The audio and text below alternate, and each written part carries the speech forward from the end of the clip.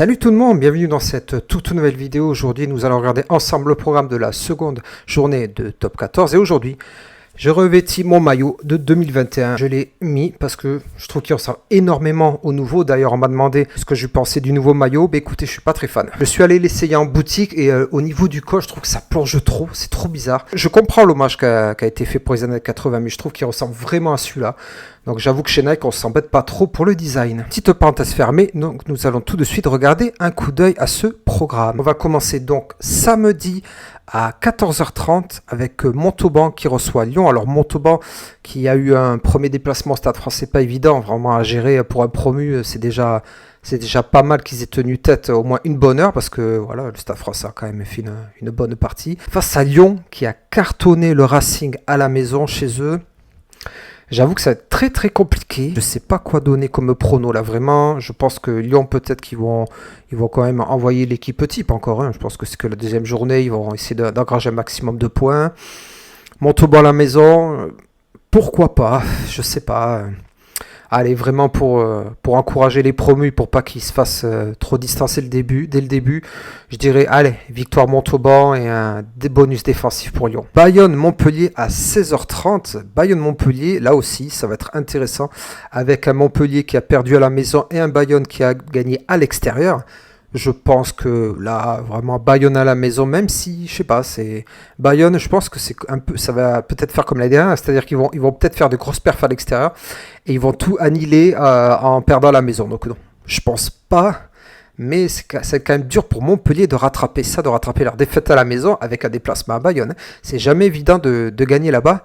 Donc je dirais victoire de Bayonne contre Montpellier, bonus défensif pour Montpellier quand même. Pareil à 16h30, donc on a un match entre Pau qui allait gagner à Castres, ça a été la grosse sensation de la semaine dernière. Pau qui reçoit le Stade Français qui a gagné à domicile avec le bonus offensif contre Montauban. Match assez compliqué à pronostiquer parce que je pense que le Stade Français l'année dernière, moi je les voyais pas à ce niveau-là on va dire, mais parce que l'année dernière c'était vraiment mauvais, vraiment je m'étais là ils ont l'air un petit peu mieux, devant ça a l'air mieux, les lignes arrière ont l'air d'être mieux. L'apport de Carborlo en numéro 9 ou 10, je sais plus, ça a l'air de porter ses fruits déjà. Mais Pau à la maison, je sais pas, Pau ils sont capables aussi de perdre à la maison. Ça c'est un club qui est vraiment indécis à ce niveau-là. Donc je vais quand même mettre victoire de Pau à la maison, bonus défensif pour le Stade Français. Toujours à 16h30, on a La Rochelle-Clermont là aussi. Grosse affiche vraiment entre Clermont qui a perdu à la maison contre Toulouse et La Rochelle qui a perdu de peu contre l'UBB. Voilà, je pense que là, ça va aller vite pour mon prono. La Rochelle à la maison, premier match à la maison, ça va taper quand même, franchement. Je sais pas s'ils ont récupéré Skelton. C'est dommage parce que Bourgarit sur le match contre l'UBB a beaucoup coûté. Je pense que Ogara a dû lui tirer les oreilles. Donc je pense qu'il a dû se faire recadrer un petit peu, voilà, gentiment, c'est pas non plus... C'est un bon joueur, Bourgarit, j'aime bien. D'ailleurs, en général, La Rochelle, c'est une équipe que j'aime bien, franchement, c'est une équipe que je respecte beaucoup. Donc, valeur sûre, même si je pense que ça va être difficile pour Clermont de ramener quelque chose de là-bas, je pense que La Rochelle va mettre un gros pressing, une grosse intensité, les gros vont encore parler, donc victoire de La Rochelle contre Clermont et aucun bonus pour les deux équipes. Pour finir à 16h30, donc le Stade Toulousain qui reçoit Perpignan. Logiquement, ça doit être facile à pronostiquer, dans ma tête je me dis qu'on a gagné à Clermont, contre Perpignan ça devrait le faire, mais voilà, ce sont des équipes dont je me méfie beaucoup.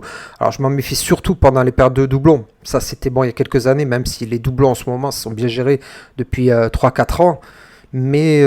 je pense que ça va être un match quand même difficile au début. Je pense que les Perpignanais vont essayer de pas se faire manger. C'est sûr que Toulouse, le premier match à la maison, le stade va être blindé. Victoire large de Toulouse avec le bonus offensif. À 21h samedi, Toulon reçoit le Castres Olympique. Et là, j'avoue que c'est une belle affiche. On va voir ce que Castres va faire à l'extérieur après la première défaite de la saison. Déjà, premier match, première défaite, alors qu'en général, ils perdaient jamais à la maison. Ça va être dur de ramener quelque chose de Toulon. Vraiment, là, Toulon, pareil, première à domicile. Samedi soir, ça va être trop chaud. À la Rade, dans la Rade, ça va être chaud. À Mayol, ça va être intense. Donc, je vois bien Toulon battre Castres. Vraiment. Ils vont pas se ménager, ça c'est clair.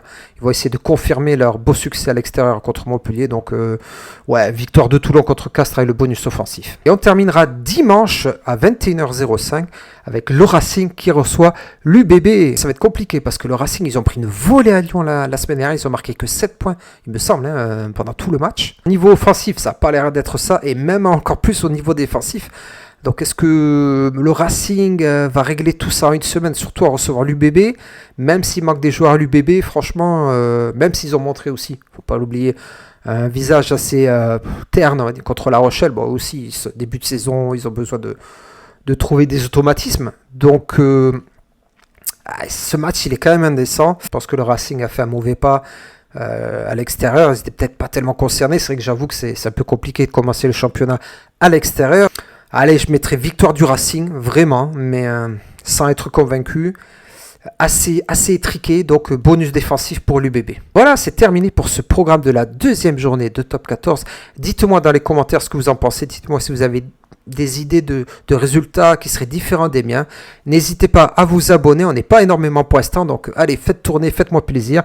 Et bien, je vous dis à très vite pour une prochaine vidéo et allez, le stade. Ciao!